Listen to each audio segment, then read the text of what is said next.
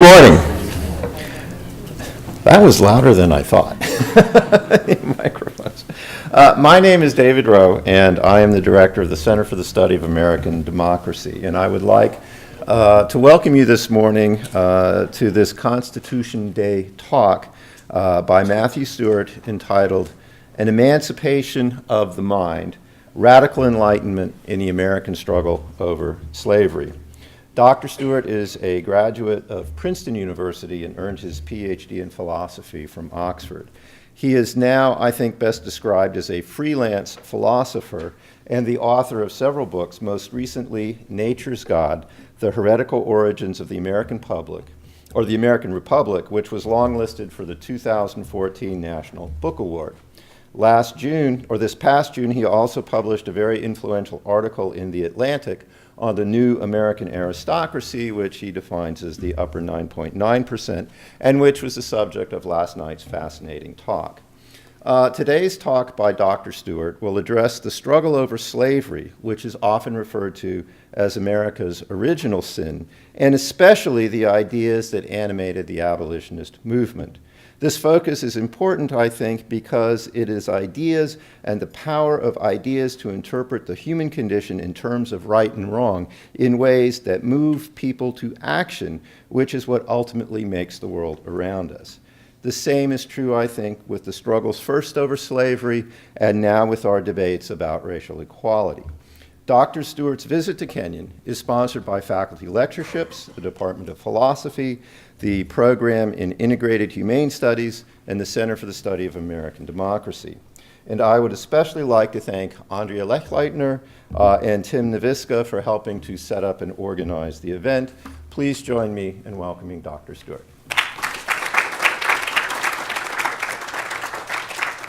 Thank you. Am I showing up on a mic here now? Can you hear me? Yes, good. Well, thank you, David. It is great to be here, a real honor and a privilege. The question I have before me is the one that I think every American has to grapple with, and it's the terrifying enigma of slavery. And it seems to me an appropriate topic to bring up on Constitution Day, because after all, it's hard to imagine today anything that would seem more incompatible with a constitutional democracy than owning other human beings as property. And yet, for the first 78 years of its existence, the United States, in fact, engaged in slavery. And I suppose the guiding question I have is, how do we tell the story of emancipation? What matters? Who really deserves the credit? What were the fundamental causes? Now, as a historian of ideas, I, of course, gravitate towards ideas. I don't mean to exclude other possible explanations, but I want to understand how ideas affected this story of emancipation, and which ideas in particular mattered. But of course, since we only have about 40 minutes or so, I'm going to narrow it down considerably. I'm going to focus on three individuals in particular. Frederick Douglass, with whom I'm sure you're pretty familiar, old Abe, and the guy in the middle is Theodore Parker, not so well known, but quite important in his time. And I'm going to tell you a story about some intellectual influences. I'm going to connect a lot of dots, but I don't want to give you the impression that the history of ideas is ultimately about chasing down influences and finding out who said something first. I'm interested in these sources because I think they illuminate something about the fundamental ideas. So with that said, I'm going to tell you a story, and it begins with a caterpillar. Ludwig Feuerbach, probably not very well known today, but if you were around in the 1840s, he was the most famous atheist of the day. I mean, he was the Richard Dawkins of the moment. By the 1860s, it was pretty much all over, and the guy unfortunately lived longer than his fame. But there you have it. I happen to know about him because I wrote a thesis, a doctoral dissertation on 19th century German philosophy. So for me, he's a little bit like an old friend. So I came across this story that Frederick Douglass had some contact with Feuerbach's writings. And the basic story is that there's evidence that he had an affair with a German woman, oddly Assing, and they spent a summer reading Feuerbach's master work. And I was intrigued, but at the same time, I wasn't sure what to make of that. I mean, after all, Douglass read lots of books, and evidence suggests he had lots of affairs, so this could have been just a kind of a fling. But then I was reading a fascinating lecture by Douglass on photography. And I came across this sentence: the caterpillar knows the leaf on which it feeds, but a higher intelligence must explain the tree. And the thing is, I recognized that caterpillar because I remembered from Feuerbach that when he's trying to explain the limits of consciousness, he uses the metaphor of the caterpillar. Now, it's just a coincidence. I mean, it's just one little piece, but to me, that suggested that that reading actually happened and that got into into Frederick Douglass's mind. And as I continued to read Douglass, I found, in fact, a number of statements that suggested that there was this melding of the minds, that Feuerbach actually meant quite a bit to Douglass. So I have a number of quotes here that explain Feuerbach's philosophy. It turns out that some of these are from Douglass and some of them are from Feuerbach, but they're actually remarkably interchangeable.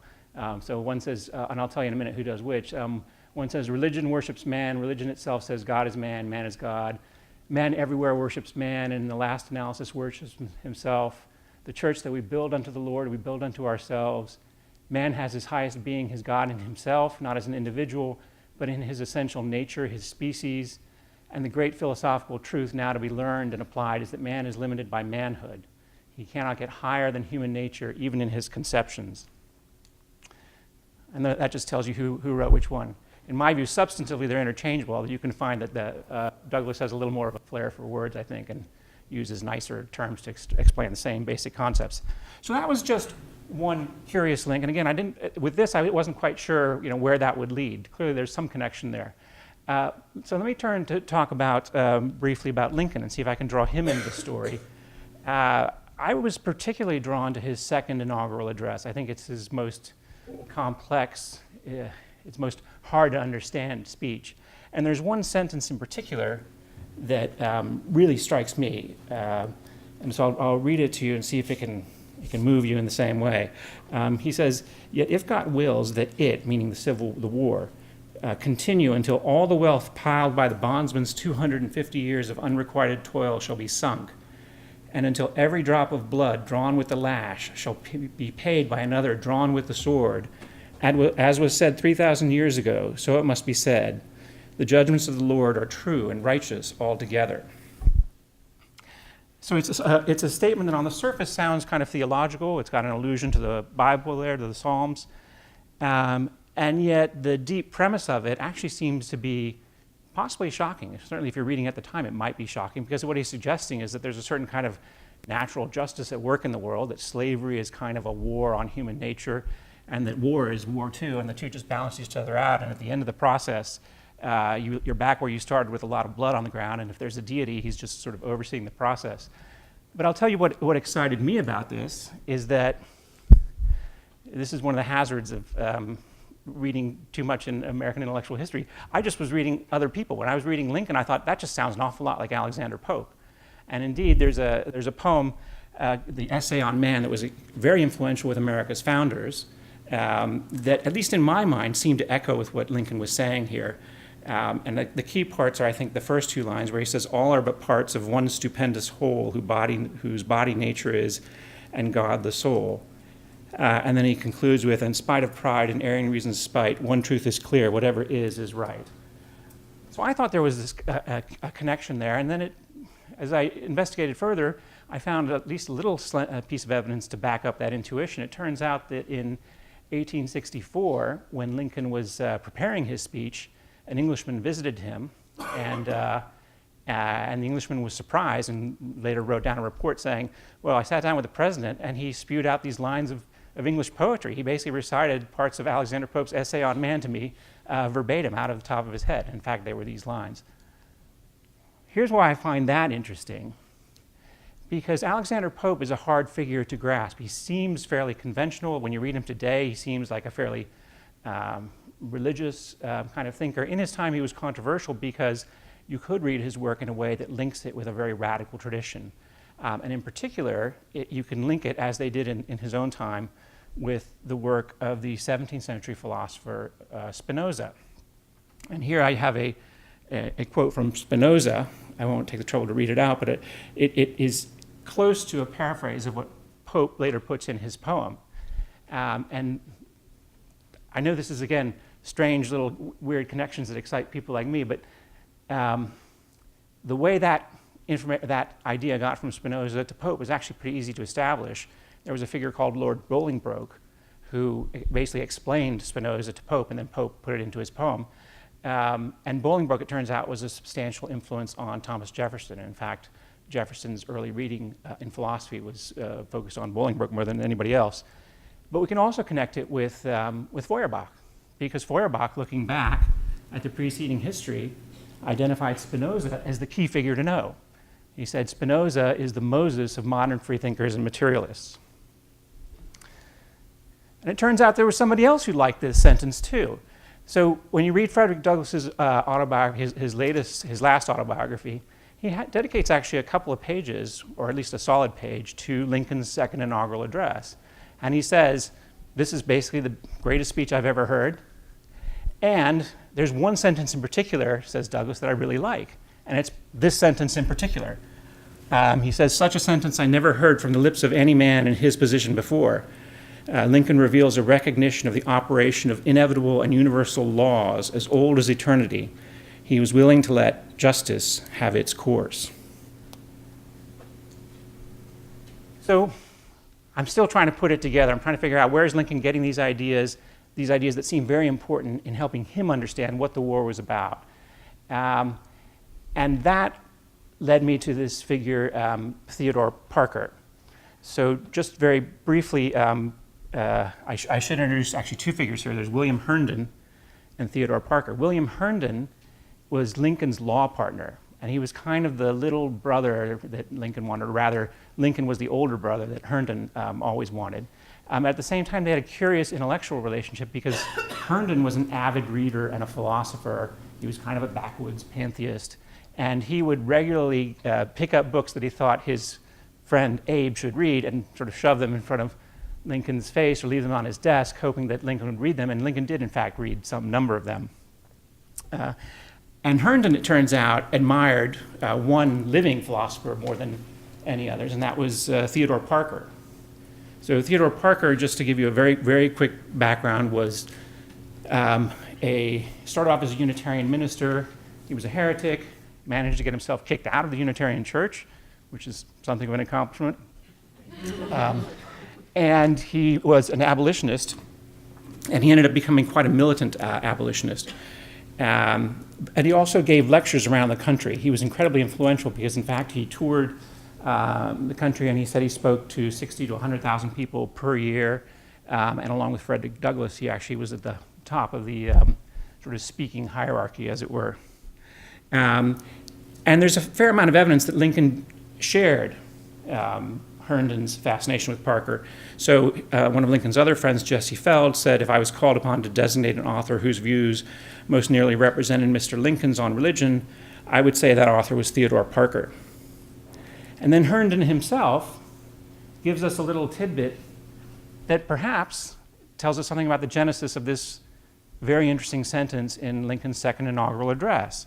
He says, I remember once, now he does write this afterwards, so you can question whether he's being a little, being a little nostalgic or glamorizing the past, but he says, I remember once having read one of Theodore Parker's sermons on slavery, saying to Mr. Lincoln substantially this, I have noticed that ill-gotten wealth does no man any good. This is as true of nations as individuals. I believe that all the ill-gotten gain wrenched by us from the Negro through his enslavement will eventually be taken from us, and we will be set back where we began. So he may be taking credit for Lincoln's great sentence, but at the same time, that's actually a plausible interpretation. It's actually a good interpretation of one of Theodore Parker's lectures, one of the lectures that Parker gave to Lincoln. And I'll push a little farther along this connection before I try to say a little something about why I think this matters. You may remember that there's a famous speech that Lincoln gave on a House Divided. He gave it in the context of his senatorial contest with the other Douglas, Stephen Douglas. And he says in that speech, a house divided against itself cannot stand. I believe this government cannot endure permanently half slave and half free. Well, it turns out that in one of the lectures that Herndon passed along to Parker, you find these lines. Shall we admit slavery as a principle and found a despotism, or freedom as a principle and found a democracy? Unless there is national unity of idea and fundamentals, a nation is a house divided against itself. Of course it cannot stand. And in that same lecture, Parker says, but we shall not fail. No, America shall not fail. And of course, in Lincoln's speech, you find the same rhetorical trick. We shall not fail. If we stand firm, we shall not fail. But more than that, in Parker's writings, you find, I've here mashed together a number of quotes because he says them repeatedly in different forms, but you find him saying repeatedly, the idea of America, which he defines as government of all the people, by all the people, for all the people, shall not perish. And of course, words very similar to that show up in what is Lincoln's most famous speech, the Gettysburg Address, right, where he says, the government of the people, by the people, for the people, shall not perish. So it's more than just words that are moving from one place to another here. There's a fundamental idea about America, and it's not coming just from Parker, but he seems to be an important source in it. And if I were to try to summarize it very briefly, I would say it's something like this, that our Constitution and our constitutional form of government is fundamentally dependent on, or is founded on, the Declaration of Independence, that the core idea of America is in fact what you find in the Declaration of Independence. And the preamble of the Constitution is perhaps its most critical element, because that's the piece that links the Constitution to the Declaration.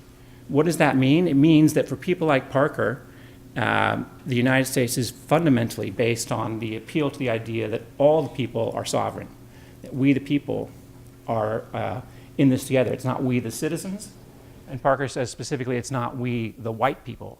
And indeed, when the revolutions of 1848 spread around Europe, he says, well, hopefully, this is before 1849, at long last, the American idea will spread, because here we did not in fact realize a government of all the people. We only did it for the white people, and only some of the white people. And interestingly, Douglass goes through a very similar and important evolution in his thinking about the Constitution and the Declaration. So when Frederick Douglass escaped from slavery, he joined up with the Garrisonians after a few years. And the Garrisonians were adamantly, vehemently anti-constitutional. For them, the Constitution was a pact with the devil. It was sinful from beginning to end, and then you just had to get rid of it and simply not do business with it or the people who were involved with it. And Douglass, in the early phases of his career, accepted that view. But starting in the early 1850s, he changed his view dramatically, essentially did a 180, lined up with a different set of players who were much more closely tied to Theodore Parker. There were a number of other figures involved, but Parker was in that world. And Douglass, along with these other players, basically came to the conclusion that the fundamental idea of the Constitution is what is in the Declaration of Independence. And so the Constitution does not provide any guarantee for slavery, and in fact, it is presumptively an anti-slavery document.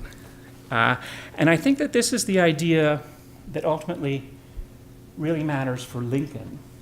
And he expresses it really most memorably and most beautifully, I think, in some contact he had with some Republicans from Massachusetts in 1859.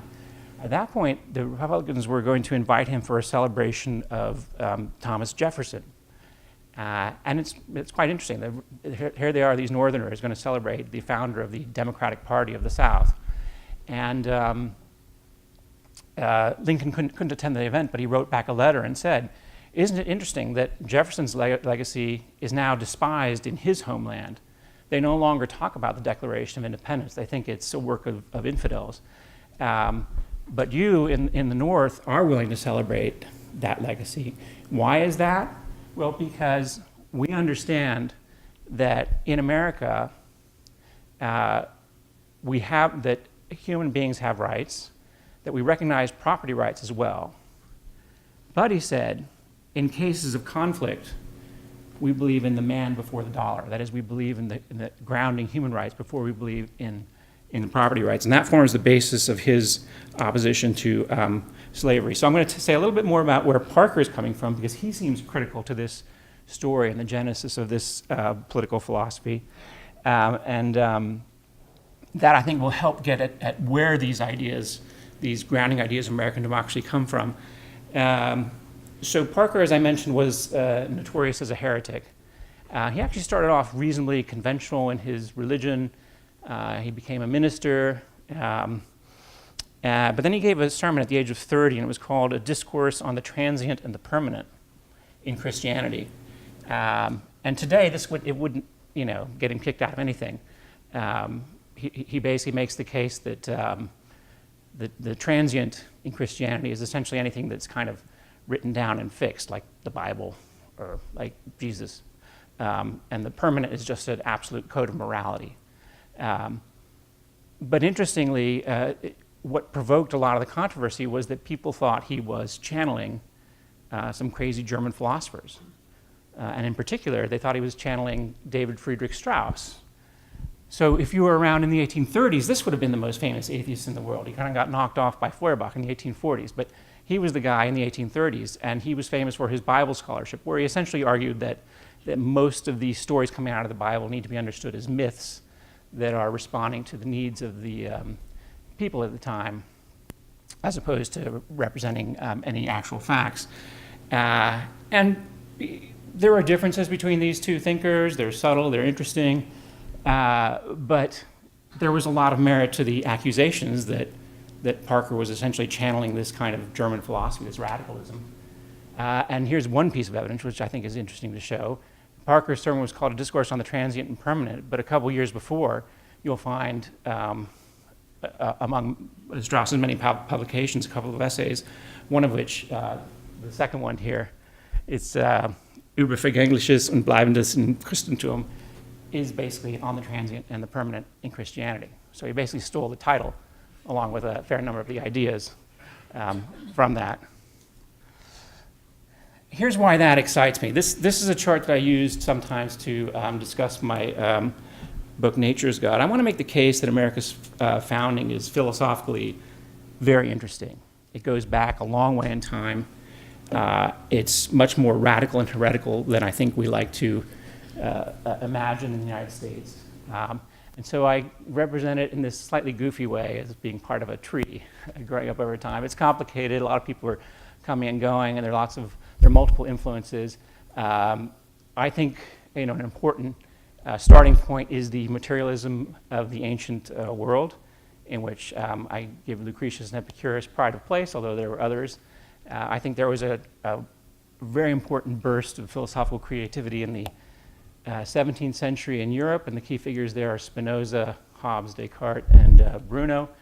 And then I try to make a case that some of the other ones, like the green philosophers, they matter a lot in transmitting these ideas up the tree, but to a large degree they're actually simply replicating or communicating in more agreeable form what came before. So the green ones are the English ones, and I put some French ones over there, and some Scottish ones over here, and then the American ones in red. So it's a little goofy, but it shows a kind of chain of influence. I didn't put the Germans in there because German philosophy really began to be important after the American Revolution. But that's interesting for two reasons. One is the German story very much fits into this tree.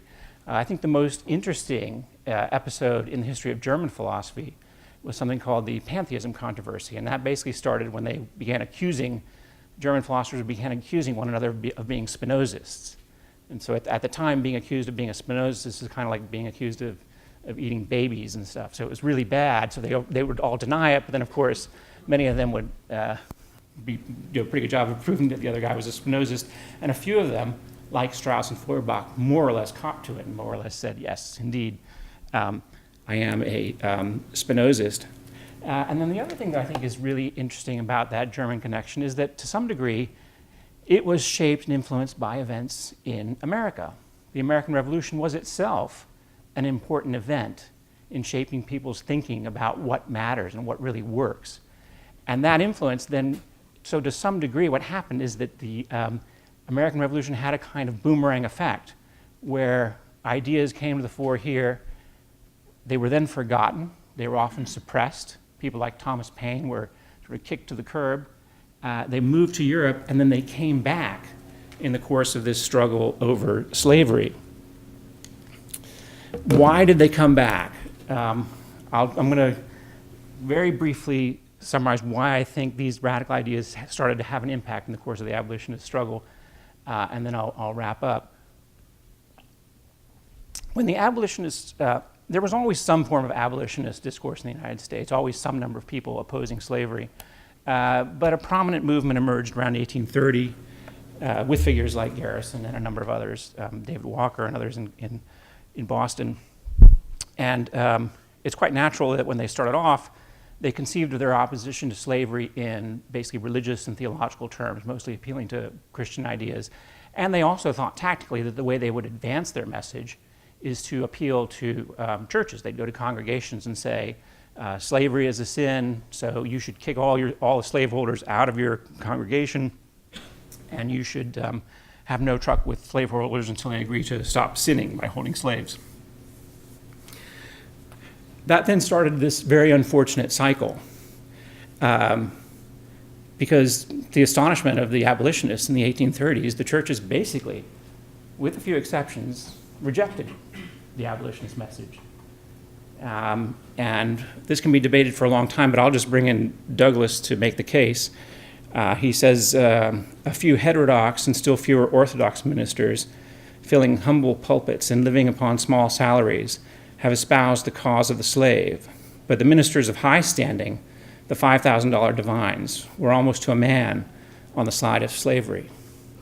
And there's quite a bit of evidence to back that up from other observers at the time and from the other historical evidence. The effect of that was that the abolitionists, some of them, turned around and attacked the churches. A number of the Garrisonians were particularly vociferous on this, and William Lloyd Garrison himself held back until around 1850. He was joining the chorus and saying things like, "The American church is the mighty bulwark of American slavery, the haughty, corrupt, implacable, and impious foe of the anti-slavery movement." Well, the churches responded to that by describing the abolitionists as infidels. And, if you read the literature of the time, I have to say it is just astonishing how much that word infidel is just thrown around, and it's thrown specifically at the abolitionists, and they are specifically tagged as being both abolitionists and infidels at the same time and for the same reasons. And here's just one of many such quotes. It's from Samuel Morse, famous for the Telegraph. He says, "This monster of abolitionism is the logical fruit of Unitarianism and infidelity, the work of the Theodore Parkers of the day, the leaders, the fierce supporters of a spurious humanitarianism." So the abolitionists were systematically identified as infidels. It's more or less like being called a communist in the 1950s, and that's how they were excluded from polite society. And then, to make matters worse, the pro-slavery theologians came out and began advocating aggressively that slavery is in fact founded on the Bible. And this is something you'll find across the literature, and it appears in northern pulpits and among northern theologians as well as southern theologians. It's not a regional thing. Here's the Southern Presbyterian saying, "We hesitate not to affirm that it is the peculiar mission of the Southern Church to conserve the institution of slavery and to make it a blessing for master and slave." And in the face of all this, what happened? The abolitionists themselves didn't change their conviction that slavery is wrong. They didn't change their conviction that it was, in fact, a catastrophic moral, political, and economic evil. So what they had to do is change their ideas. They went looking around, and that's what led them to a new way of thinking about abolition, a new way of thinking about how to emancipate the slaves, and also to new ideas. It was this dynamic that, in fact, led them over to their German philosophers, that led them to think the basis of rights and the basis of the idea of America. And that new idea of abolition, it ended up finding its most concrete promoter in this guy. I love this picture because he's just so intense. This is John Brown, who ended up leading the raid on Harper's Ferry. So you probably remember that bit of American history, right? The raid took place in 1859, and his idea was that he would go down there, seize the arsenal at Harper's Ferry, take the arms into the woods, and enslaved people would come to him. They'd form an army, and they would harry the plantations below and ultimately lead an insurrection against the slave republics. And it didn't work out that way, of course. But here's what's interesting. he got his money and his support from, among others, Theodore Parker. Theodore Parker was one of the Secret Six who ended up funding Brown. And he was also, in a curious way, involved with Frederick Douglass. In fact, Douglass was arguably the last person to see him alive, other than his men, before he set off on his mission. And in that encounter, it seems pretty clear that Brown wanted to recruit Douglass because he thought Douglass might end up being the president of this new insurrectionary republic. And although it's speculative, I suppose the evidence is that Douglass turned it down, of course, but he turned it down not necessarily because he thought it was a bad idea in principle to have some kind of insurrection. In fact, at the time, he was saying, we need to have an insurrection. He turned it down because he thought the idea was nuts and it was not going to succeed, and he didn't want to die right away.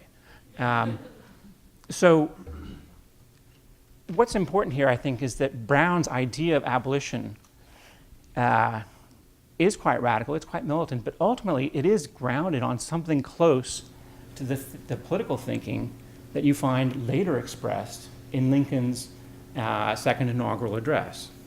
Because what he's saying is that the attempt to hold human beings as property is in fundamental contradiction with the basic idea of America and the basic idea of a just political order. So slavery is itself a state of war. It cannot be justified by anything like a constitution. It can only be justified by force. And if there's a countervailing force, well, then you can take it out. And that was Brown's picture. People thought he was crazy at the time, and yet, as Douglass himself observed, 2 years after Brown was caught and hung and the Civil War had started, he said, well, everyone said John Brown was mad then, but now the entire nation is as mad as he. Slavery violates the basic idea that human beings can't be treated as property, so it basically violates a natural right. So I'm going to wrap up, and I hope I've left some time for questions, but I guess I want to leave you with the thought that these ideas, they matter. They matter a lot, and they shape the future of the nation. Emancipation was a significant event, and these ideas did actually have an important impact on it. And I think that Frederick Douglass agreed with this perspective. So what I'm showing you here is a picture of his office, his little library. When he retired as sort of a rich celebrity of sorts, he bought a house in Cedar Hill in the DC area and set up a nice little study. And this is where he wrote his last autobiography. And here's a couple of details I just want to point out to you. This overlay at the top, that's a photo of John Brown and his family. And there are actually many photos and representations of John Brown. I think he's actually the most represented individual in that household. So Douglass was clearly committed to him. But then I want you to look over on the stove there. I don't know if you see a couple of busts on the stove. One of them is of Ludwig Feuerbach. It's the same bust I was showing you earlier. And the other one is of David Friedrich Strauss. So I think Douglass clearly felt, in a very personal and important way, the influence of these ideas. I think this was a kind of homage that he has there. I think relatively few people, who passed through there and passed through there now really pick up on those two little busts. But I thought it was probably the most striking thing about that scene. So those are my thoughts on Constitution Day, and I think we have a few minutes for questions, if anybody dares. I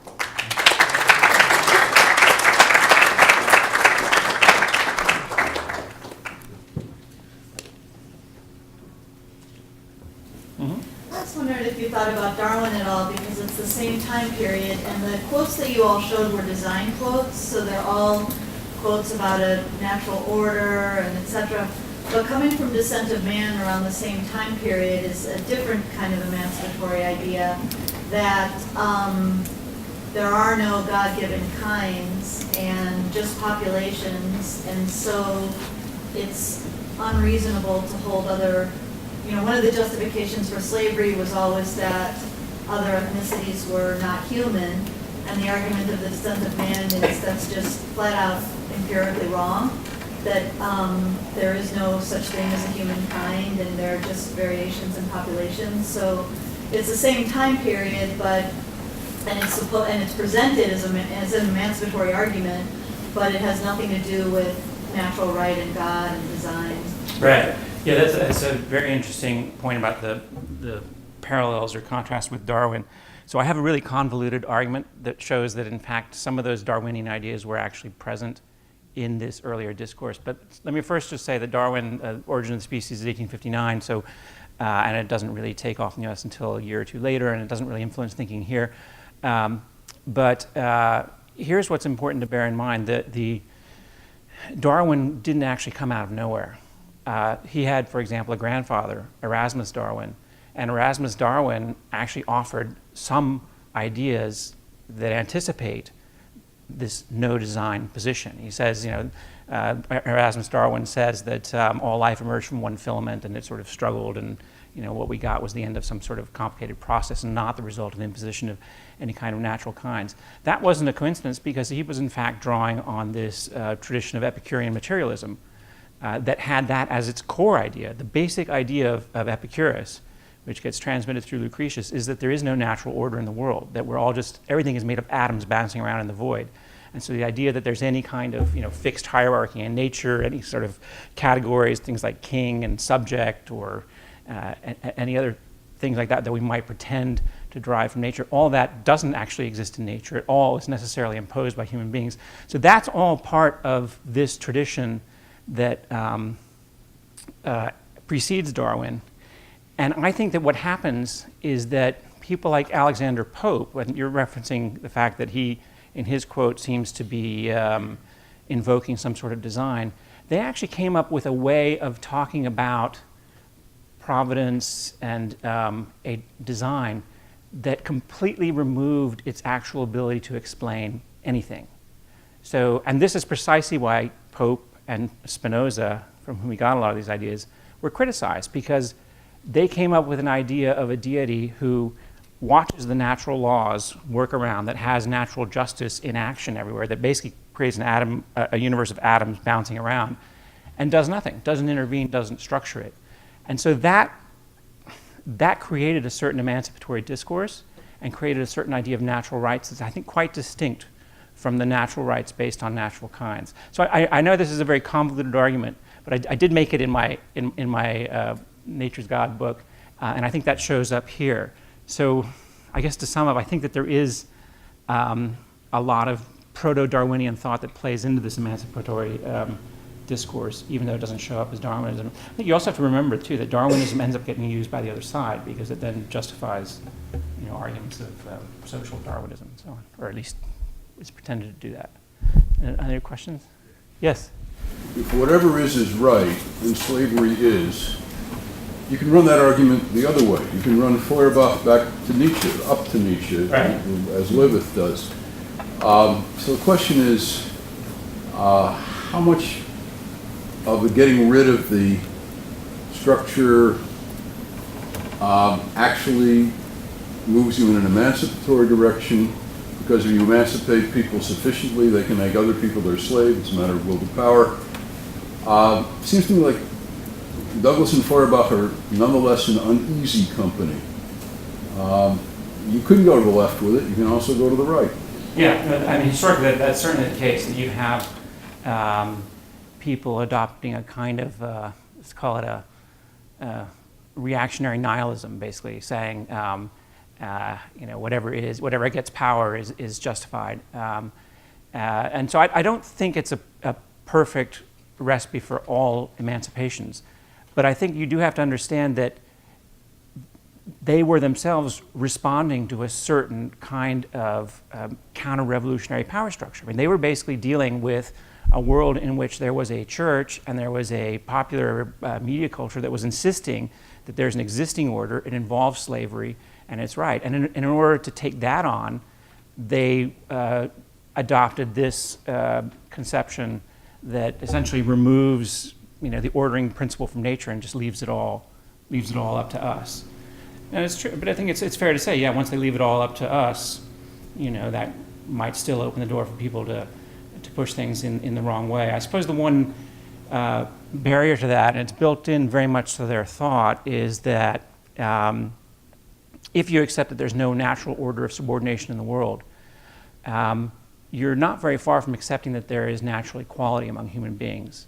That basically there's nothing that can actually justify in taking one group of people and making them dominant over another. And once you accept that, and you add the further premise, which they all subscribe to, that human beings can gain nothing better than to collaborate or work together with one another, you end up with a position, a sort of rationalist position that says you need to basically treat everybody with equal regard if you are going to have them realize their full potential as individuals and collectively. So there is actually a coherent position. It's kind of hard to it's hard to make that case in today's language, but they certainly had a coherent explanation and a response to your question.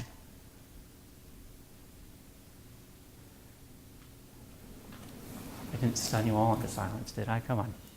I guess in regards to Lincoln's position on like colonization versus domestic abolition and having the freed slaves remain in the United States, is there any role of the theology of Parker or the political philosophy of Douglass in that private or public evolution of Lincoln's views? Right. So I mean, Lincoln's stand on colonization is it's hard to assess because we don't really know exactly where he stood and where he changed, because at some point by the end he's not talking about colonization, but there were some points early on where he was suggesting it.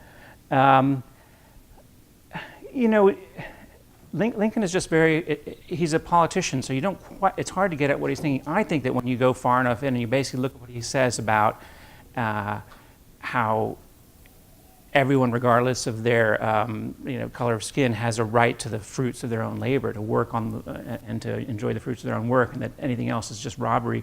It's hard to reconcile that with a colonizationist position, right? Because colonization is really a pretty nasty form of racism. I mean, it just kind of says, oh well, yeah, we made the white race made a mistake in bringing the black race over here, so the way we're going to solve that is by doubling the crime and essentially sending them to yet another place, right? And whether Lincoln was also doing it politically because he understood that there were many people who thought slavery was bad but weren't willing to commit to the idea of a multiracial republic, and he perhaps thought he could bring them on board with a little bit of talk that would that sounded colonizationist. It's a complicated historical issue, and I'm sure Lincoln scholars will have a lot more to say about that. Yes? Yeah, at least in the way you presented it, the ideas of abolitionism were quite radical, especially with the church backing slavery. How then was Lincoln not just as an idealist radical, and how did the ideas of abolitionism then turn around and get back to the American Republic? So Lincoln was seen as an infidel. When Lincoln first ran for Congress in 1846, one of the first accusations made against him was that he was an infidel.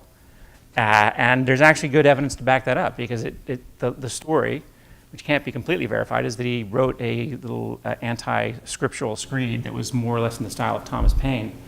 And he then wrote a defense in which he said, well, okay, it's true, I've never really been a member of a Christian church, but I've never actually officially or publicly despised anybody who is, which isn't actually a very good defense. He was in fact known to be someone who was not quite orthodox, and there were suspicions that he was essentially an infidel. He wasn't an abolitionist, remember. I mean, he was not, before the war, he did not advocate for the immediate abolition of slavery. He didn't think that was constitutionally or politically viable. And I wouldn't even say that at the end he was an abolitionist. He was an emancipationist. I mean, he put forward the Emancipation Proclamation and pushed through the 13th Amendment because he wanted to end slavery, but that doesn't mean that his position was just abolitionism. And I think we make a mistake if we identify emancipation entirely with abolition, because abolition included a lot of stuff that is incoherent, that's actually kind of wrong, and that didn't actually lead towards emancipation. But I think the main point I would like to say in response to your question is that Lincoln was understood in his own time to be edgy.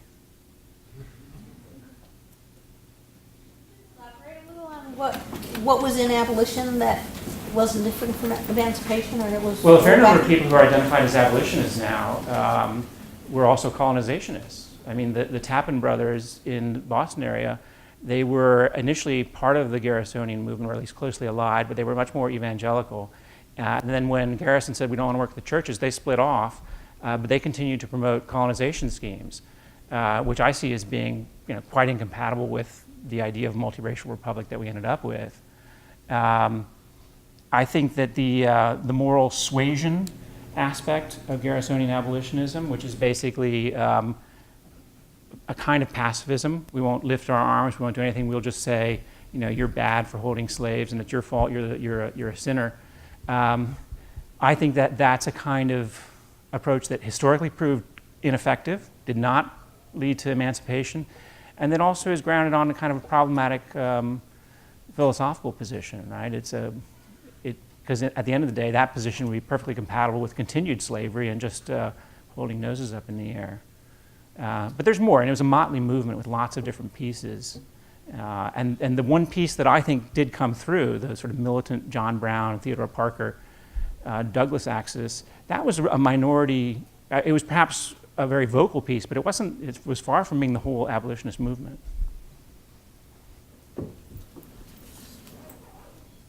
Well, I think we're 1 minute to 12, and I know you got classes going on, but if there's one quick question, I'll bat it away. I have one question. And I was just wondering about the causal status of ideas in your argument, because I see two different models at play, and I just want to get your ideas about which is at work. One is that I have this desire, ending slavery, and I'm just going to search around for the ideas that help me get there. So the ideas are almost instrumental, or they're just simply instruments in this deeper political desire that I have. But another way is that the ideas help me understand what that political desire is, and so the ideas are more motivational than they are just simply instrumental. And so how do you see that tension between these two ways of thinking of ideas? Well, I've been struck the extent to which the second method you described, the ideas structuring your desires, the extent to which that really, really mattered. Because I think that when you go through Theodore Parker's intellectual evolution, you go through Douglass's intellectual evolution, their starting point is very different from their ending point. And that difference you can explain through what I think is an improved understanding, or at least a deeper understanding of slavery. They actually, Douglass knows at the beginning he hates slavery. I mean, he was enslaved, so he hates it. But by the end of his trajectory, he understands a lot better what it actually is, how it actually works, and the way in which he understands that is through these ideas that he picks up from different sources.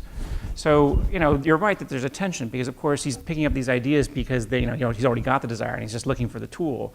But that then shapes what it is that he thinks he wants and how he understands the process. And I think that as historians, for us, that's the most interesting thing about this, is that this has changed my understanding of American history to some degree. I feel I have a different and hopefully slightly better and richer understanding of what slavery was after going through this process. And I hope that's what other people can experience as well. So part of what we get is not just figuring out a sort of chain of causes and knowing what happened, but also understanding why it happened. All right, thank you guys for